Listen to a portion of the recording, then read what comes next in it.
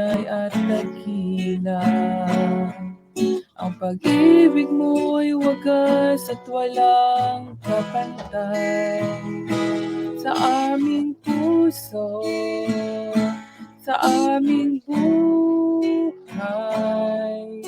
Mapulit pagsambay iaalay. Bukas, noon, ngayon, magpakailanman, manatili ka.